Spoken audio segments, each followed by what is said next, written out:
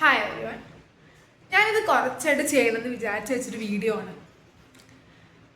ഇപ്പോഴാണ് സത്യം പറഞ്ഞ ധൈര്യം വന്നത്. ഞാനില്ലേ എൻ്റെ ലൈഫിലെ കുറച്ച് റീസെൻറ്റ് ഈവൻറ്റ്സ് എന്ന് മനസ്സിലാക്കിയെടുത്തൊരു കാര്യമുണ്ട്. നമ്മൾ ചില സമയത്തെങ്കിലും എപ്പോഴും നല്ല നമ്മൾ പ്ലാൻ ചെയ്ത് നല്ല കാൽക്കുലേറ്റഡ് ആയിട്ടൊരു ഡിസിഷൻ എടുത്താൽ പോലും അതിനുശേഷം എന്തൊരു അൺസർട്ടനിറ്റി ഉണ്ടല്ലോ, അത് നമ്മളിങ്ങനെ ക്വസ്റ്റ്യൻ ചെയ്യാൻ പ്രേരിപ്പിച്ചുകൊണ്ടിരിക്കും. ഞാൻ അങ്ങനത്തെ ഒരു സ്റ്റേറ്റ് ഓഫ് മൈൻഡിലായിരുന്നു കുറച്ച് കാലമായിട്ടുണ്ടായിരുന്നത്. ഞാൻ ചെയ്തത് ശരിയാണോ, എല്ലാവരും എൻ്റെ സ്ഥാനത്ത് ഇതേ ഡിസിഷൻ ആയിരിക്കും എടുക്കുന്നുണ്ടാവുക, അല്ലെങ്കിൽ എനിക്ക് മാത്രമേ എന്താ ഇങ്ങനെ സംഭവിക്കണേ, ഇങ്ങനത്തെ കുറേ ക്വസ്റ്റ്യൻസ്.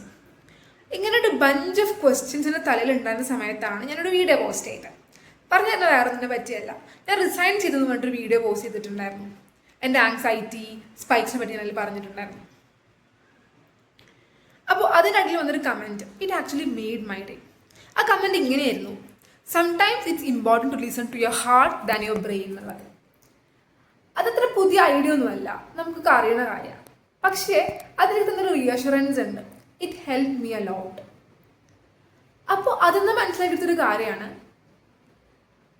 ചില സമയത്തെങ്കിലും ഗ്രോത്ത് എന്ന് പറയുന്നത് നമ്മുടെ കയ്യിൽ എല്ലാ ആൻസേഴ്സും ഉള്ളപ്പോഴാവില്ല.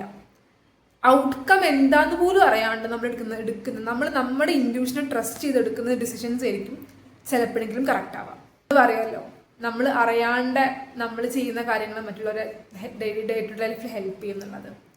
അപ്പോൾ അതിനുള്ളൊരു താങ്ക്സ് ഗിവിങ് വീഡിയോ ആണിത്. Hope you enjoyed. Thank U.